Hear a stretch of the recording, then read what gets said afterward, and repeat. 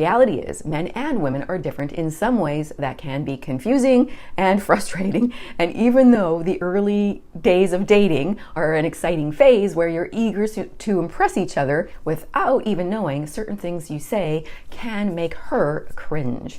Now, whether it's coming on too strong or sharing too much too soon, certain remarks can instantly dampen the mood. So to avoid turning her off before you even realize it, let's look at two things women dislike hearing in the early stages of dating, and importantly, why they don't like them.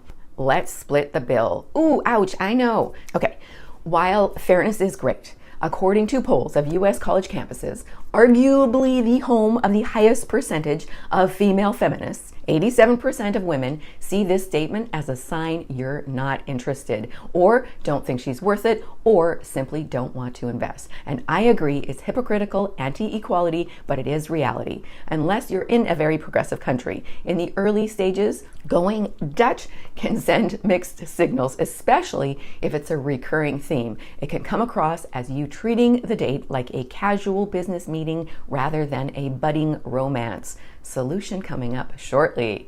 Example. Imagine you go out for dinner and as the bill arrives, you say, let's split it. While it is fair, she can't help instantly comparing this date to the other one when the guy automatically paid the check. If dates with you feel like you're keeping a ledger, she might start to feel more like a friend than a romantic interest. And even if she's in a place where most men do split the bill because it is a progressive country or culture, you will stand out if you actually offer to pay the bill. Now keep in mind, it's perfectly fine to split the bills if that's part of your value system. But in the beginning, consider taking the lead more often. It shows you're willing to invest in the experience and can make her feel special and feminine. After all, a little charm and generosity can go a long way to building attraction, as long as it doesn't feel forced or expected, ladies. In other words, she should be reaching for the bill even if she lets you pay.